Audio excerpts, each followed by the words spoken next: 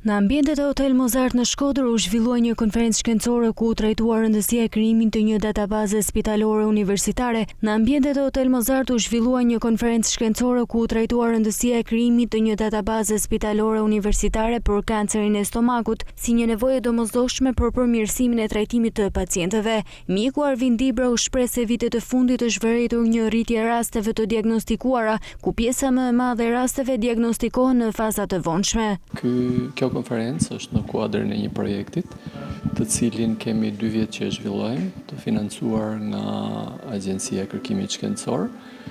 dhe që qëllimin e ka në ndërtimin e një banke të dhënash, të një regjistri kombëtar të kancerit të pacientëve me kancer stomaku, me veçoritë teknike profesionale të diagnozës, të trajtimit dhe të rezultateve të trajtimit të këtyre. Pjesa e trajtimit të këtyre smurve në të vërtet është duke u shtu gjithnjë më tepër dhe përpasoj në numrat e rasteve i kena më të mëdha.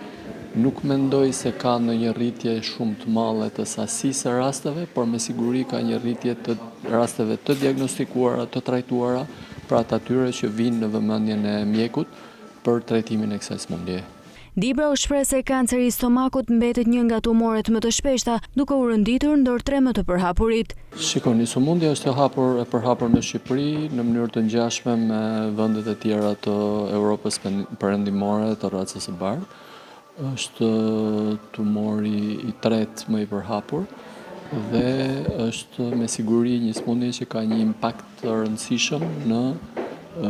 shoqërinë tonë, sepse është një sëmundje e cila fatkeqësisht në masën më të madhe të rasteve diagnostikohet vonë dhe fatkeqësisht po në masën më të madhe të këtyre pacientëve që diagnostikohen vonë, edhe mundësia, jetëgjatësia, pavarësisht trajtimit, është relativisht e shkurtër. Shqipëria potencialet e trajtimit i ka të mira në kuptimin që tashmë është zgjeruar gjithnjë më tepër një rrjet ambulatorësh endoskopike, të cilat janë themeli i diagnozës së një pacienti me kancer stomaku, janë rrit potencialet e trajtimeve si kirurgjikale ashtu edhe onkologjike, janë potencu edhe trajtimet radioterapeutike dhe përpasoj në qoftë se përpara 15-20 vjetësh mund të thonim që jemi goxha më mrapa se sa bota, nuk them që sot jemi aty ku është bota, por jemi afruar mjaft dhe kena rezultate, në fakt edhe ato studime të pjesshme që ne bëjmë, flasin për rezultate të ngjashme me ato të kolegëve në vendet e zhvilluara. Në këtë konferencë shkencore morën pjesë mjek dhe ekspert të fushës, ku u trajtua rëndësia e krijimit të një databaze spitalore universitare për kancerin e stomakut.